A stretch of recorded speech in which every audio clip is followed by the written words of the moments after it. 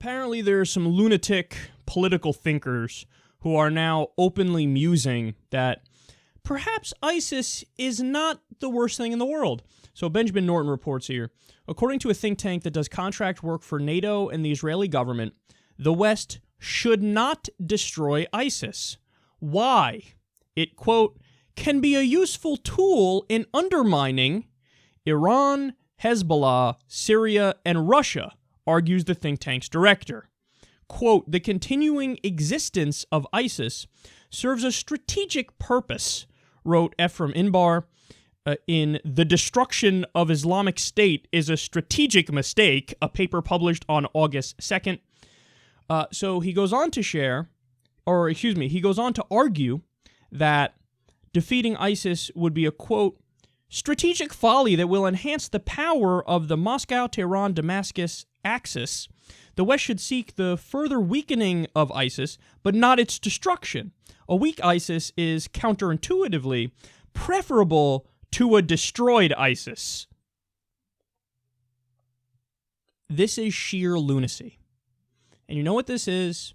The exact kind of thinking on foreign policy that has gotten us into the disaster we're in today. Namely, the chessboard way of thinking. So in other words, for those of you who aren't familiar with this, and you might not be familiar with it because you're a normal person and your head's not up your own ass with establishment talking points and bullshit, the ideology behind this is everything goes back to the Cold War. Everything to this day goes back to the Cold War. There's nothing that rises above that in importance, and we need to keep that in mind. This is how these people think. So Russia is allied with who? Iran and Syria. So since Russia is with those people, and those people are fighting ISIS, because in the Syrian civil war, ISIS is one of the main rebel groups, and there's al-Nusra, the Al-Qaeda affiliate, or former Al-Qaeda affiliate in there, and other jihadists and Islamists. So since you have those countries fighting these jihadists, the idiots here in the West totally say, okay, forget the fact that jihadists are jihadists. Maybe it's okay because they're fighting our enemy. Our bigger enemy in their mind. They actually believe that Russia is a bigger enemy. Iran's a bigger enemy. The Syrian government is a bigger enemy. Really? Point me to the plans of Bashar Assad attacking Oklahoma. I'll wait. It doesn't exist. It doesn't fucking exist. So what they do is, since everything is through that prism and that spectrum of Cold War is the number one threat, and that's the number one thing we're worried about, that leads these morons to say, you know, maybe the worst terrorist group on the planet is not all that bad. Because they're fighting Russia, they're fighting Iran, they're fighting Syria.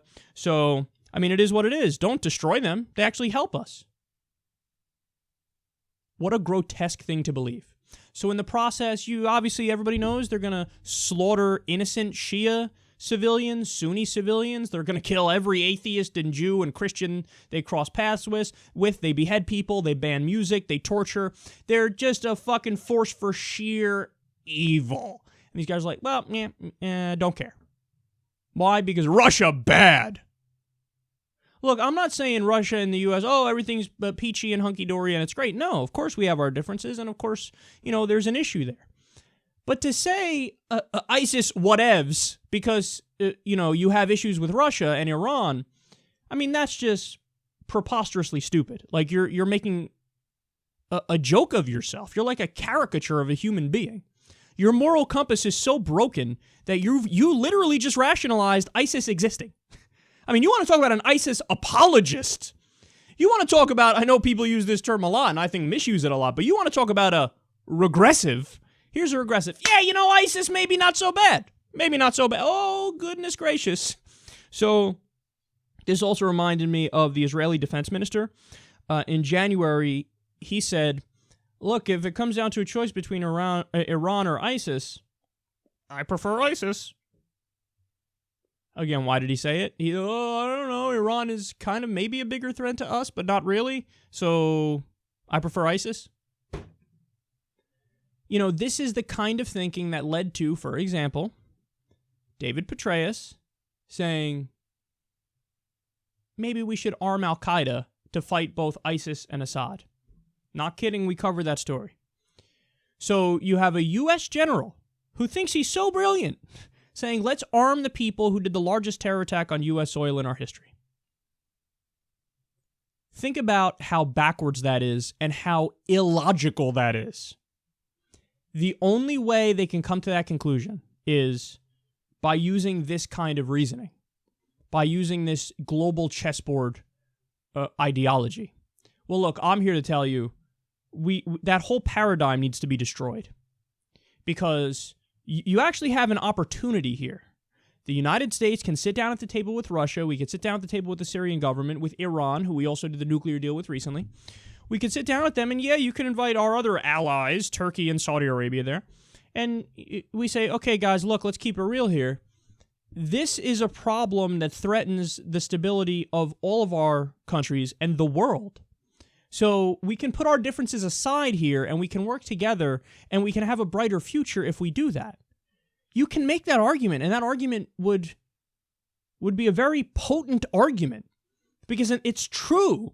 So you have an opportunity to make things better, but morons like this, dig in deeper and make the situation worse and literally write articles saying, maybe ISIS is not all that bad.